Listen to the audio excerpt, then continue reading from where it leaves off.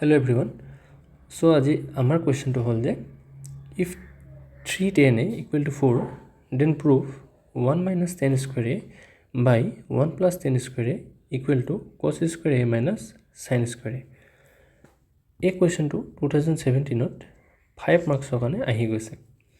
ঠিক আছে, এতিয়া এনেকুৱা ধৰণৰ কোৱেশ্চনত আমাক কি কৰিব দিছে, আমাক যেটো প্ৰুভ কৰিব দিছে যে left hand side equal to right hand side হয় বুলি।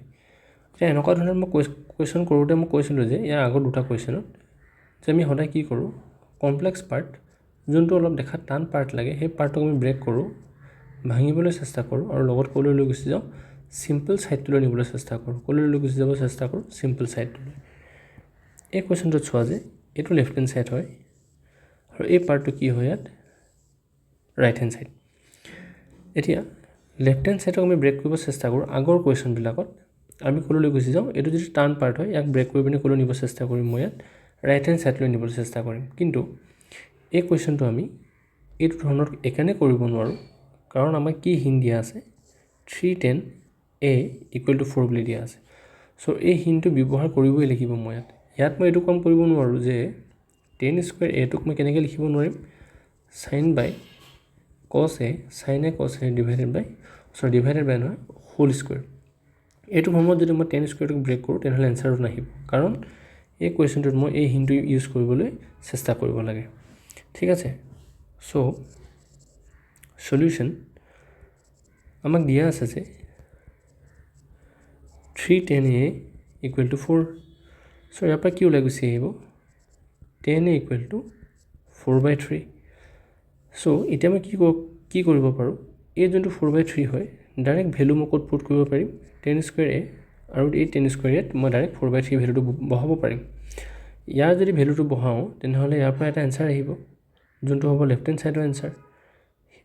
ঠিক এনেদৰে মই যদি কছ আৰু চাইনৰ যদি মই ভেলু জানো তেনেহ'লে ইয়াতো মই যদি কছৰ ভেলু আৰু চাইনৰ ভেলু বহাই পিনে যদি সলভ কৰোঁ তেনেহ'লে RHS আহিব। তাৰপাছত আমি চাব পাৰিম যে LHS ইকুৱেল টু RHS হয় নে নহয়। কিন্তু এই কুৱেশ্যনটোত cos a আৰু sin a ভাগৰ ভেলু দিয়া নাই, সেইকাৰণে cos a আৰু sin a ভাগৰ ভেলু মই প্ৰথমে উলিয়াই ল'ব লাগিব। চ' কেনেকৈ ওলাম, আমি জানো যে tan a ইকুৱেল টু কি হয়, পাৰপেণ্ডিকুলাৰ বাই বেছ। চ' 4টো পাৰপেণ্ডিকুলাৰ হ'ব আৰু 3টো কি হ'ব, বেছ। চ' cos আৰু চাইনৰ ভেলু উলিয়াবলৈ লাগিব, মোক লাগিব হাইপ'টেনাছ। চ' মই পাইথাগোৰাছ থিয়ৰম ইউজ কৰিছোঁ, hypotenuse square equal to perpendicular square plus base square. So' hypotenuse স্কুৱেৰটো পাৰপেণ্ডিকুলাৰটো কিমান হ'ব, 4 স্কুৱেৰ প্লাছ বেছটো 3 square. So' h square equal to আহিব, ইয়াত আহিব আমাৰ 16 প্লাছ 9 আৰু এইচটো কিমান আহিব আমাৰ, h ইকুৱেল টু √25 আৰু এইচটো কিমান গুচি আহিলে আমাৰ, এইচটো গুচি আহিলে 5, মানে হাইপ'টেনাছটো আমাৰ কিমান আহিলে, 5 আহিলে। আমি জানো যে ইয়াত লিখিছোঁ মই sin a ইকুৱেল টু কি হ'ব, পাৰপেণ্ডিকুলাৰ বাই হাইপ'টেনাছ হ'ব। পাৰপেণ্ডিকুলাৰটো আমাৰ হ'ল 4 আৰু আমাৰ হাইপ'টেনাছ হৈ গ'ল 5 আৰু cos a ভেলুটো কিমান আহিব আমাৰ, বেছ বাই হাইপ'টেনাছ। চ' এতিয়া মই কি কৰিব পাৰোঁ, লেফট হেণ্ড ছাইডক মই সলভ কৰিলোঁ, যিহেতু আমাৰ চাইন আৰু কছৰ ভেলু আহিলে আৰু টেনৰ ভেলু আমি জানো। এতিয়া মই লেফট হেণ্ড ছাইডটোক প্ৰথমতে সলভ কৰিলোঁ। So' left hand side LHS equal to কি আছিলে, 1 minus tan square a by 1 plus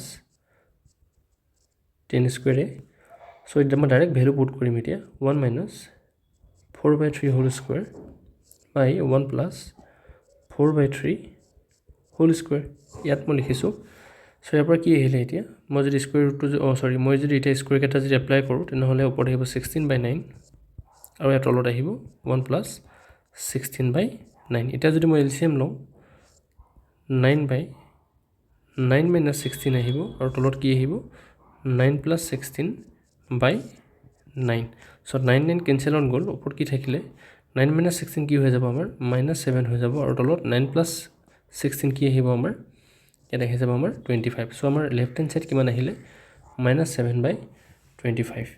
ঠিক আছে, এতিয়া আমি এটা ৰাইট হেণ্ড ছাইডক প্ৰুভ কৰিব লাগে। RHS আমাক কি দিছে, cos square a minus sin square a।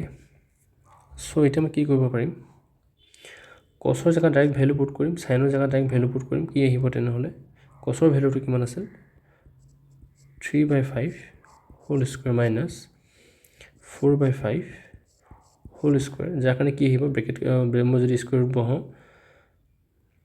Square root নহয়, যদি মই স্কুৱেৰিং কৰোঁ তেনে কি আহিব 9/25 মাইনাছ 16/25, চ' যদি এলচিএম লোৱা যায় 25 9 মাইনাছ 16 আহিব, এইটোক যদি মই সলভ কৰোঁ 9 মাইনাছ 16 কিমান আহিব তোমাৰ -7/25।